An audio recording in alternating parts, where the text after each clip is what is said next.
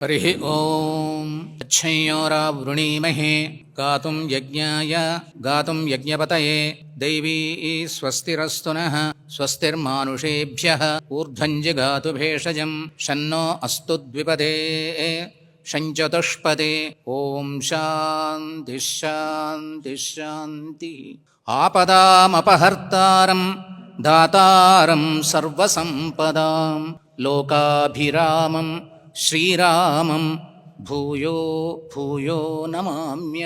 ఏమిటి ఇప్పుడు భారతదేశానికి వచ్చినటువంటి సమస్య ఏమిటి?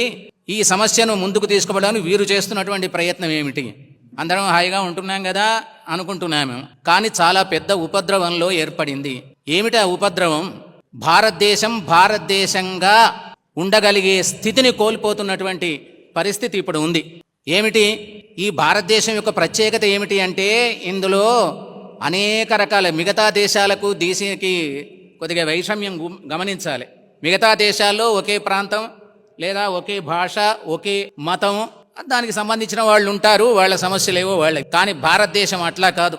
దీని లక్షణం ఏమిటి అనగా విశాలమైన సువిశాలమైనటువంటి దేశం, ఉపఖండం అంటాం కదా. మరి ఈ ఖండంలో ఉండేటువంటి మనుషులంతా కూడా ఒకే మతానికి చెందిన వాళ్ళు కాదు, ఒకే ప్రాంతానికి చెందినటువంటి వాళ్ళు గారు, ఒకే సంప్రదాయానికి చెందినటువంటి వాళ్ళు కారు. వివిధ సంప్రదాయాలు, వివిధ భాషలు, వివిధ మతాలు, వివిధ దేవుళ్ళు, ఎన్ని రకాలుగా వైవిధ్యం ఉన్నదో మనం చూస్తే తెలుస్తుంది. ఇన్ని వైవిధ్యాలు ఉన్నప్పటికీ కూడా భారతదేశాన్నంతా కూడా ఒకే గాట గట్టి ఒకే ముందుకు తీసుకుపోయేటువంటి ఉన్నతమైన భావన ఏది ఉన్నదో అది భారతీయత. ఇంతకుముందే మా స్వామివారు, మా వెంకట్రావు గారు అనుకుంటారు, వారు చెప్పారు ఏమిటి, ఇదంతా ఉన్నదయ్యా, ఈ భేదాలు విభేదాలు, ఈ రకరకాల భిన్నత్వం ఇక్కడ గోచరిస్తున్నది. కానీ అందులో ఒకట అహంభావ వ్యక్తమైనటువంటి నిత్యమైనటువంటి నిర్మలమైనటువంటి సత్యమైనటువంటి శాశ్వతమైనటువంటి ఆ భారతీయత తత్వం, అందుకోసమే మనది భారతదేశం. కాబట్టి అటువంటి విజ్ఞానపూరితమైనటువంటి శాశ్వతమైనటువంటి ఆ తత్వం, ఏకత్వం ఏదైతే ఉందో ఆ ఏకత్వము ఎటువంటి ఈ భిన్న భిన్నమైనటువంటి ఈ తత్వాలు ఉన్నప్పటికీ కూడా అందులో ఆ ఏకత్వాన్ని మనం కాపాడుకోవాల్సిన అవసరం ఉంది. ఆ ఏకత్వం కోసం కృషి చేయాల్సినటువంటి ఉంది.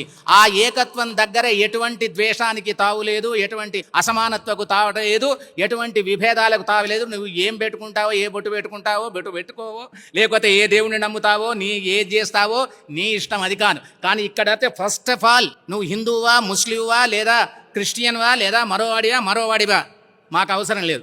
ఏం కావాలి? అందరినీ మేము గౌరవిస్తాం, అందరికీ ఇక్కడ స్థానం ఉన్నది.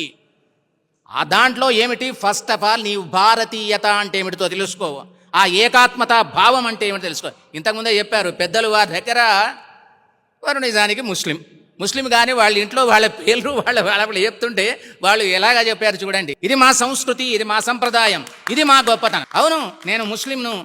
ఇప్పుడు వారి పెద్దలంతా వాళ్ళు ఈ సమావేశానికి వచ్చి ఈ సమావేశంలో ఇదిగుతున్నా మా సంప్రదాయం ప్రకారం ఈ టైంకు మేము నమాజ్ చేయాలి, నమాజ్కు వెళ్లాల్సి ఉంది, మేము వెళ్ళి వస్తాం, వెళ్ళి మాదికి మీదకి వస్తామన్నారు.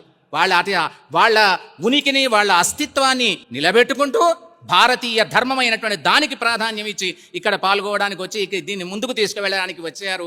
ఇటువంటిదే మా యొక్క రమణమూర్తి గారి యొక్క ఉద్దేశ్యం. భారతదేశంలో ఉండేటువంటి వాళ్ళు కేవలం ఇక్కడ ఉండే హిందువులు, ఇక్కడ ఉండేటువంటి వాళ్ళు ఎవరైతే మేము హిందువులము, మేము ఇక్కడి వాళ్ళము, ఇదంతా వీళ్ళెవరో పై నుంచి వచ్చారు, ఎక్కడి నుంచో వచ్చారు, ఆ దండయాత్ర చేసుకుంటూ వచ్చిన వాళ్ళు ఒకటే చెప్పారు. ఇది బాగా మనం మైండ్లో పెట్టుకోవాల్సిన అవసరం ఉంది. ఉన్మాదం వేరు, మతం వేరు. ఇక్కడ మతాన్ని ఉన్మాదాన్ని జతగట్టవలసిన అవసరం లేదు. అర్థమైందా? కాబట్టి హిందువుగా ఉండు, హిందువులమై మనం గౌరవించాం, వాళ్ళందరినీ ఆహ్వానించాం, వాళ్ళందరినీ హక్కున చేర్చుకున్నాం. ఇంతకుముందే చెప్పారు. ఇప్పుడు వేరే వాళ్ళ సంగతి ఎప్పుడో వచ్చినటువంటి ఇక్కడ దండయాత్రలకు వచ్చినటువంటి ఆ మొగలుడు వాళ్ళు, ముస్లిం దండయాత్రలకు వచ్చినటువంటి వాళ్ళు ఏదో దుర్మార్గాలు చేయొచ్చు, వెళ్ళిపోవచ్చు. వాళ్ళందరినీ హక్కున చేర్చుకొని ఉన్న ఇప్పుడు దీన్నే సర్వంగా నమ్ముకొని అన్ని ఏండ్ల పాటు 1000 సంవత్సరాల నుంచి ఇక్కడ జీవిస్తూ ఇక్కడి వారితో కలిసిపోయి ఇక్కడి వాళ్లతో కలిసి ఇక్కడ వాళ్ళను ఆహ్వానిస్తూ ఇక్కడి ఆచార సంప్రదాయాలను వాళ్ళు గౌరవిస్తూ వాళ్ళని కాపాడుకుంటూ ఇక్కడ జీవిస్తున్నటువంటి వాళ్లను నువ్వు మావాడివి కాదు, నువ్వు వాడివి, నువ్వు ఇక్కడి వాడి కావు, నువ్వు ఇక్కడ ఉన్నా తింటున్నా ఉంటున్నా నువ్వు పరాయి వాడివి, నువ్వు వెళ్ళిపోనడానికి నీకేం హక్కున్నది? ఆ మాటకొస్తే నువ్వు కూడా పరాయి, నువ్వు కూడా ఎక్కడి నుంచో వచ్చిన వాడివే కదా, నువ్వు ఈనాడు అస్తిత్వాన్ని తప్పించుకో. కాబట్టి అలాంటి దుర్భావనలు కాదు.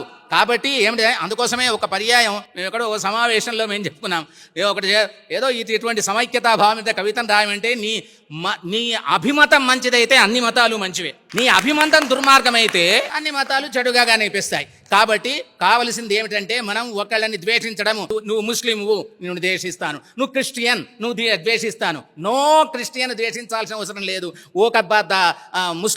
ముస్లింనే కాదు, క్రిస్టియనే కాదు, ఇక్కడ ఉన్నటువంటి ఏ ఇతరులనైనా కూడా నువ్వు నీ అస్తిత్వం దృష్టిలో పెట్టుకొని నీ అస్తిత్వాన్ని కాపాడుకోవడం కోసం అని చెప్పని, నీ దుర్మార్గాన్ని నువ్వు నిలుపుకోవడం కోసం అని చెప్పని, నీ దుర్మార్గమైన భావనతో స్వార్థంతో నువ్వు లెక్క పెట్టుకొని గిరిగీసుకొని వాడిని ద్వేషిస్తా అని చెప్పంటే అది దేశానికి నువ్వు చేస్తున్నటువంటి ఒక ద్రోహం, తల్లికి ద్రోహం చేస్తున్నావు అని అర్థం. ఇంతకుముందే చెప్పారు ఏమిటి అంటే, ఇక్కడ ఉన్నటువంటి వాళ్ళ మా హిందువులం, మేము మాకు కాపాడుకుంటాం, మా అస్తిత్వం మా కోసం మిమ్మల్ని ద్వేషిస్తాము అని చెప్పనండి, మిమ్మల్ని పక్కకు పెడతాము అని చెప్పనంటే, ఒక తల్లికి పుట్టినటువంటి బిడ్డలలో ఒకళ్ళను తీసి అవతల పారేసి నువ్వు వాడివి, నువ్వు కాదు, నేనే ఇక్కడ వానికి చెందిన వాడిని అనేటువంటి దుర్మార్గం ఎంతటి దుర్మార్గమో అంతటి దుర్మార్గం అవుతుంది. కాబట్టి అక్కడ వాళ్ళకి కావలసినటువంటిది ఏమి చెప్పంటే, అక్కడ ఉన్నటువంటి వాళ్ళు, ఇక్కడ ఉండేటువంటి వాళ్ళు ఎవరి అస్తిత్వం, ఎవరి విధానాన్ని, ఎవరి పద్ధతిని, ఎవరి విధానాన్ని వాళ్ళు అనుసరించుకొని వాళ్ళని కాదని, కానీ వాళ్ళు ఇతరులకు ఆటంకంగా పరిణమించకూడదు,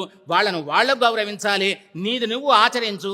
అందుకోసమే మా జీఆర్ స్వామి వారు ఒక అందమైన సిద్ధాంతం, స్వీయ ఆరాధన సర్వ ఆదరణ, దట్ ఈస్ మెయిన్.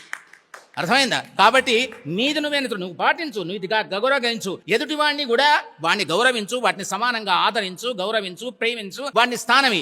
అంతేగాని నువ్వు వేరైనంత మాత్రం నువ్వు కాదు అని చెప్పి అనడానికి, వాళ్ళను ద్వేషించి పక్క కొట్టడానికి వీలు లేదు.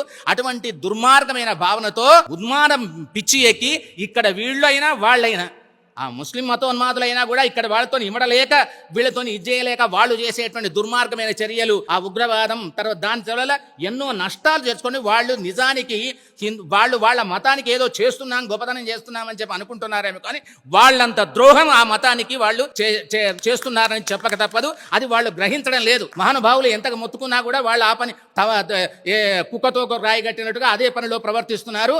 అది అత్యంత ద్రోహమైనటువంటి పని. వాళ్ళు తెలియకుండానే ఆ ముస్లిం మతాన్ని ప్రేమిస్తున్నాం అనుకుంటూ ఆ ఉగ్రవాదం పేరట, హింస పేరట చెలరేగొట్టి తమ యొక్క ఉన్మాద చర్యల ద్వారా దేశాన్ని, వాళ్ళ మతాన్ని కూడా భ్రష్టు పట్టించేటువంటి విధానంలో తయారవుతున్నారు. దానికి వ్యతిరేకంగా ఇక మన వాళ్ళు ఏమిటి, ఇక్కడ కూడా తయారైనటువంటి వాళ్ళు ఇక్కడ ఏదో అయిపోతున్నది, వాళ్ళంతా నాశనం చేస్తున్నారు, మతానికి దానికి ఉడిగట్టి ఎక్కడ హింస చెలరేగుతున్నదో, ఎక్కడేదో అక్కడ వాడే ఉన్నాడు, వానిదే అంటే దీనికి ఉన్మాదానికి తర్వాత ఆ హింసకు వాళ్ళు పెట్టింది పేరు అని చెప్పని దాని. కానీ అదే సమయంలో వీళ్ళని ఎంతగా గౌరవించి వీళ్ళకు తోడ్పడినటువంటి మహానుభావులైనటువంటి ఇంతవరకు ఎంతమందిని ఉదాహరించారు. వాళ్ళందరినీ మర్చిపోతున్నారే, వాళ్ళందరి యొక్క త్యాగాన్ని మర్చిపోతున్నావే, వాళ్ళ ఉన్మాదాన్ని చేస్తున్నటువంటి చర్యల్ని మతానికి ఉడగట్టి వాళ్ళందరినీ కూడా ఒకే గట కడుతున్నావే, మరి వీళ్ళ సంగతి ఏమిటి? కాబట్టి దీన్ని మర్చిపోకుండా మనం అంతా కూడా అటువంటి ఉన్మాద చర్యలను ఏ రూపంలో ఉన్నా, ఇది హిందూ మత రూపంలో ఉన్నా, అది ముస్లిం మతం రూపంలో ఉన్నా, దాన్ని ఖండించాలే ఒక ఉన్నతమైనటువంటి శాశ్వతమైనటువంటి ఐక్యతా భావంతో. అందుకోసమే మనకి ఏమంటారు, జై భారత్ జై హో, ఎంత అందమైనటువంటి పేరు పెట్టారు చూడండి. జై Bharat association for integrity, harmony and oneness. ఇది కావాలి కదా మనకు. మనలో ఎన్ని విభేదాలున్నా ఆ ఇంటెగ్రిటీ, సమైక్యతా భావం, ఐక్యతా భావం కావాలి. ఎట్లాగైతే భగవద్గీతలో సూత్రే మణిగణ ఇవ అని చెప్పని సమస్తమైనటువంటి దీన్నంతా కూడా అంతఃసూత్రంగా ఉండేది నేనే అని కృష్ణ పరమాత్మ చెప్పాడు కదా. ఆ ఏకత తత్వాన్ని మనం పట్టుకోవాలి, ఆ ఏకతా సూత్రాన్ని పట్టుకోవాలి, దాని వైపు పయనించే ప్రయత్నం చేయాలి. అందుకోసమే రమణమూర్తి లాంటి మహనీయులు వాళ్ళు మెదలినటువంటి ఈ యొక్క ఉన్నతమైన భావాన్ని, ఈ లక్ష్యం వైపు మనందరినీ తీసుకువెళ్ళడానికి ఈ జై హో భారత్ ఏమిటి, జై భారత్ ఏమిటి, ఇంకా అనేక సంస్థలు వాళ్ళు క్రియేట్ చేసి దాని ద్వారా మనల్ని ముందుకు తీసుకువెళ్ళడానికి ప్రయత్నం చేస్తూ ఉన్నారు. ఈ లక్ష్య భావనలో మనందరినీ ఒక ఏకత్రితం చేయడం కోసం, మనల్ని ముందుకు నడిపించడానికి ఈనాడు గాంధీ సదనంలో చక్కగా అద్భుతమైనటువంటి సమావేశాన్ని ఏర్పాటు చేశారు. ఇంతకు ముందే రాష్ట్రానికి వివిధ రాష్ట్రాలకు బాధ్యులు కూడా ఇక్కడికి ఏర్పాటు చేయబడి ఉన్నారు. ఇక్కడికి మనమంతా వచ్చాం.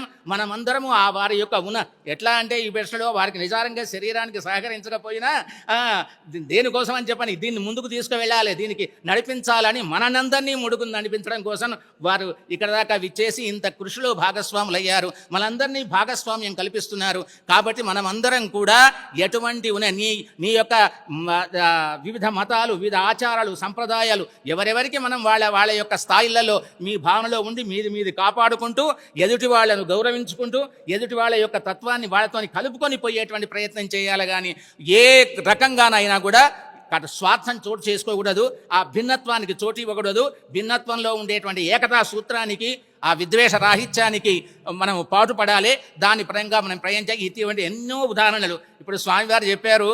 మా శ్రీ వైష్ణవంలో భగవద్ రామానుజ స్వామి మేల్కోటకు వెళ్ళి అక్కడ బీబీ నాంచారి యొక్క విగ్రహం వాళ్ళ దగ్గర ఉంటే ఢిల్లీ సుల్తాన్ కదా ఆయనాడు ఎంత భయం, ఆయనాడు చాలా అల్లకలో ఉన్న పరిస్థితి ఉండేటువంటి ఆ కాలంలో స్వామి అక్కడ మేల్కోటలో ఉండే శెల్వపిళ్ళై ఆ యొక్క సంపత్ కుమార స్వామి యొక్క అర్చా విగ్రహం అక్కడ వాడి కొలువులో వాళ్ళకి అలవాటు ఉండే కదా, దేవాలయాన్ని కొలగొట్టి విధ్వంసం చేసి ఆ విగ్రహాలను తీసుకొచ్చి అక్కడ పడేసేవాళ్ళు. వాళ్ళ కోటలో పడేస్తే అదెంత విచిత్రమో కానీ వారి కూతురు అయినటువంటి బీబీ నాంచార్ అనేటువంటి ఆవిడ ఆ విగ్రహాన్ని, ఆ శెల్వపిళ్ళ నుంచి వీళ్ళు దోచుకొని తీసుకొచ్చినటువంటి ఆ విగ్రహాన్ని వాళ్ళంతా కూడా ఆ విగ్రహాలను అందులో పడేస్తే ఆ విగ్రహాన్ని పట్ల ఆకర్షితురాలై ఆ విగ్రహాన్నే నేను పెళ్లి చేసుకుంటాను, నేను ఇంకా ఈనాడు అందంగా చెప్పండి మార్గశీర్ష మాసం ధనుర్మాసం మా ఆండాళ మగారు వస్తాయి, ఆండాళ మగదగా వ్రతం చేసి భగవంతుని వివాహం చేసుకున్నట్టుగా ఆ విధంగానే ఆ బీబీ నాంచారి నేను ఆ సంపత్ కుమార స్వామిని ఆ విగ్రహాన్ని పెళ్లి చేసుకుంటాను అని చెప్పని భీష్మించుకొని దాంతోనే ఏటుపాటి ఉంటే అక్కడ మేల్కోటలో విగ్రహ స్థాపన చేయడం కోసం మా భగవద్ రామానుల వారు ఆ విగ్రహం ఇక్కడ ఉంది అని చెప్పానంటే అక్కడికి పోవాలి, మరి ఎట్లా అక్కడ పోవడానికి వీల్లేదు, నువ్వేమో హిందూ సన్యాసివి అక్కడ దాకా వెళ్ళి నువ్వు వారి కొలువులోకి వెళ్ళి వారిని విగ్రహం అయితే వాళ్ళు ఇస్తారా ఏమన్నా తన్ని తగిలేస్తారు, వెళ్ళొద్దు అని చెప్పని చాలా మంది. పర్వాలేదు, నా భగవంతుడు నాకున్నాడు, నేను పోయి వారిని ప్రార్థిస్తా, అడుగుతా, చూద్దాం, నా కోరిక నెరవేరిస్తే నెరవేరుతుంది, నెరవేరకపోతే ఏం చేస్తాం కనుక. కాబట్టి అని చెప్పని వారు ధైర్యంగా ఇక్కడి నుంచి తన పరివారాన్ని అంతా తీసుకుని ఢిల్లీ కొలువులోకి వెళ్ళారు. ఢిల్లీ కొలువులోకి వెళితే అక్కడ హిందూ మతానికి ఆనాడు చాలా భగవద్ రామానుజ స్వామి వారి కీర్తి వైజయంతి చాలా మోగుతూ ఉన్నది. అప్పుడు ఆ స్వామి వచ్చారు, హిందూ మతంలో సన్యాసట, ఆయన ఎందుకోసం మీ కొలువులో మిమ్మల్ని దర్శించుకోవాలని వచ్చాడు, మీ దగ్గర ప్రార్థిద్దామని వచ్చాడు అని చెప్పనంటే అసలు పర్మిషన్ దొరకకపోయేది. కానీ ఆ సుల్తాన్ ఎంత గొప్పవారు, ఆ ఢిల్లీ సుల్తాన్ ఆనాడు ఉన్నవాడు, పర్వాలేదు రమ్మనండి ఏమిటో చూద్దాం అని చెప్పి అన్నాడు. ఆయన బాజా బంధుత్వం చక్కగా సగౌరవంగా సభకు తీసుకొని వచ్చారు. ఏమయ్యా సన్యాసి, నీకు మాతోనే అవసరం, ఏం కావాలి నీకు అన్నారు. అయ్యా ఏం లేదు, మేము మేల్కోట లోపల అక్కడ సంపత్ కుమార స్వామి విగ్రహ ప్రతిష్ఠ చేయాలి, తిరునారాయణ స్వామి అంటారు, ఆ విగ్రహ ప్రతిష్ఠ చేయాలనుకుంటున్నాం. ఆ విగ్రహం ఉత్సవ విగ్రహం మీ దగ్గర ఉంది, మీరు ఆ కొలగొట్టే సందర్భంలో ఇక్కడ తీసుకొచ్చి అక్కడ ఆ విగ్రహాన్ని పెట్టారు కదా, కాబట్టి ఆ విగ్రహం మాకు కావాలి. ఆయనకి ఏం తెలియదు ఆ విగ్రహాలు ఈ విగ్రహం ఎక్కడ ఉందో ఎవరికి తెలుసు, కాబట్టి ఏదో దాంట్లో పడేసాం, మళ్ళీ ఆ విగ్రహం తీసుకువెళ్ళండి అని చెప్పని ఆయన వీరికి ఆజ్ఞ ఇచ్చారు, అనుమతి ఇచ్చారు. కాబట్టి అనుమతి ఇస్తే సరే ఆ విగ్రహం ఎక్కడో చూడండి అయ్యా, పోయి వెళ్ళి ఆ కొట్టు లోపల చూడండి, ఆ స్టోర్ రూమ్లో పడేసాం, అందులో చూడండి అంటే ఆ విగ్రహాలను పడేసి చూపితే అన్ని విగ్రహాలు వెతికితే అక్కడ ఆ విగ్రహం లేదు. ఏమైంది ఈ విగ్రహం అని చెప్పని అడిగారు. ఏ విగ్రహం అంటే అక్కడ వాళ్ళు పర్యవేక్షిస్తే, వాళ్ళు ఇన్స్పెక్ట్ చేస్తే అక్కడ ఎవరుందంటే వీరి కూతురు, ఆ సుల్తాన్ గారి కూతురు అయినటువంటి నాంచారి ఆ విగ్రహాన్ని, పిల్లలు ఆట బొమ్మలు ఆడుకుంటారు కదా, ఆట బొమ్మలు ఆడుకోవడానికి ఆ పిల్ల ఆ బొమ్మను తీసుకున్నది. ఆ బొమ్మను తీసుకొని ఆ విగ్రహాన్ని తీసుకొని చక్కగా ఎప్పుడు కూడా ఆ పరమాత్మ యొక్క అవతార విశేషం అనుకుందాం ఏమవుతున్నది, ఆ భగవద్ అనుగ్రహం వల్ల ఆమె అప్పటి నుంచి కూడా ఆ విగ్రహం పట్ల ఆసక్తురాలై ఈ దేవుణ్ణే వివాహం చేసుకుంటాను, నేను ఇతనే కావాలి, ఈతలకి ఆండాళమ్మ భగవంతునే వివాహం చేసుకుంటాను 5 సంవత్సరాల పిల్ల ఉన్నప్పుడు కదా వ్రతాన్ని ఆచరించింది. తిరుపావై ధనుర్మాస వ్రతానుష్ఠానం అద్భుతంగా ఈనాటికి ఆచరించబడుతున్నది మనందరి చేత. కాబట్టి అటువంటి ఆ విధంగా ఆ పిల్ల ఆకర్షితురాలై ఈయన్నే నాకు కావాలి అని చెప్పని ఆ పిల్ల ఆడుకుంటూ ఉంటే అప్పుడు అన్నారు సుల్తాన్ గారు ఆ విగ్రహం ఇచ్చేయమని చెప్పని అడిగితే ఆ పిల్ల నా ప్రాణం పోయినా నీ విగ్రహాన్ని వదలను అని చెప్పని ఆ అమ్మాయి అన్నది. అనగానే ఏంటనే సుల్తాన్ గారికి చెప్పారు, ఏమైనా మీ అమ్మాయి ఆడుకుంటున్నది, ఆ బొమ్మతో ఆడుకుంటున్నది, మళ్ళీ ఆమె ఇవ్వనంటున్నది అని చెప్పానంటే అప్పుడు ఆ సుల్తాన్ గారు ఆజ్ఞ చేయండి, మనకెందుకు ఆ విగ్రహం, తర్వాత మా బిడ్డ ఆ విగ్రహంతో ఆడుకోవడం ఏమిటి, ఇచ్చేయండి తీసుకోండి బలవంతంగా అని చెప్పని ఆ విగ్రహాన్ని తీసుకువచ్చి స్వామి దగ్గరికి ఇచ్చారు. ఇక్కడ ఒక పరీక్ష పెట్టాడు, అద్భుతం. ఇది మీరు మరి ఏముందా, ఇది ఒక విచిత్రం అనుకుంటారో అద్భుతం అనుకుంటారో ఏమనుకుంటారో కానీ సభలోకి తీసుకొచ్చిన తర్వాత ఆ సుల్తాన్ అన్నారు, ఏయా ఈ విగ్రహం పట్ల మా అమ్మాయి ఆకర్షితురాలైంది, ఆ ఇవ్వనంటూ ఉన్నది ఆమె, అయినా మేము ఇవ్వడానికి మేము సిద్ధపడ్డాం. కానీ ఒకటి విషయం, నిజంగా మీకు ఈ విగ్రహం మీదే అయితే, మీరు మెచ్చినటువంటి ఆ ప్రతిష్ట చేయబోయే విగ్రహం ఇదే అయితే మీరు పిలవండి, వెంటనే ఆ విగ్రహం వస్తే తీసుకువెళ్ళండి అన్నారు. అనగానే అప్పుడే యోగ పురుషులైనటువంటి భగవద్ రామానుజ స్వామి సభలో ఆ విధంగా కూర్చున్నాడు. అక్కడ విగ్రహం పెట్టుకుని వాళ్ళు కూర్చున్నారు.